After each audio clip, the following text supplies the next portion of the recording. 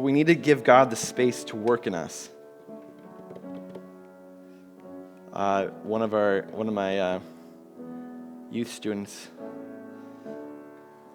I like the way he says it. He says, I need to carve out time for God. And that's where God belongs and no one else. Don't just make room for it. Carve it out. Like no one else belongs in this space. This is my space. Not my space like my space, but my space with Jesus. This is sacred. Like Moses would meet with God in Exodus 3:3. Moses would meet with God in the tent of meeting. Pretty straightforward. He would just go in there, and that's where he would meet with God. And the presence of God would drop in that place. And everyone could see the presence of God. And people would go outside, stand outside their tents to watch Moses spend time with the presence of God.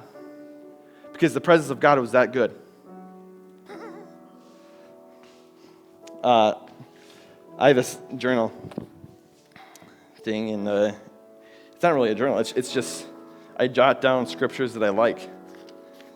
And I was brought back to 2 Corinthians 3:18. It says, and we all, I was just getting rocked by this earlier, and we all who with unveiled faces contemplate the Lord's glory are being transformed into his image with ever-increasing glory, which comes from the Lord.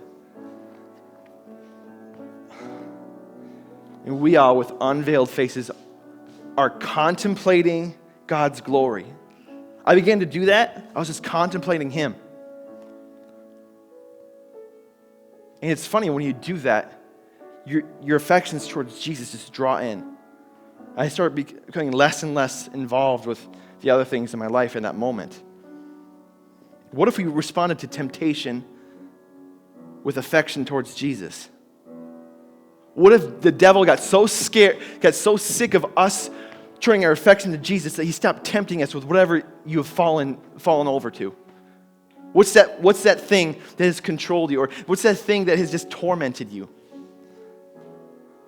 What if that turned into affection towards Jesus? And that weapon no longer becomes a weapon for the enemy. It becomes a weakness for the enemy. So I want to pray to God. Like, I want us to pray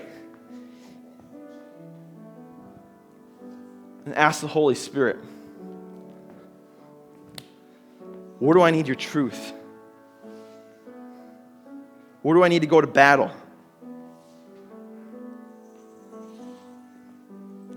So I want you to bow your heads and just ask God that question. Ask him that question, and let him invade your space. Let him invade your mind. Let him speak to your imagination. Whatever it is, God will reveal it to you because he wants to take lordship over that place.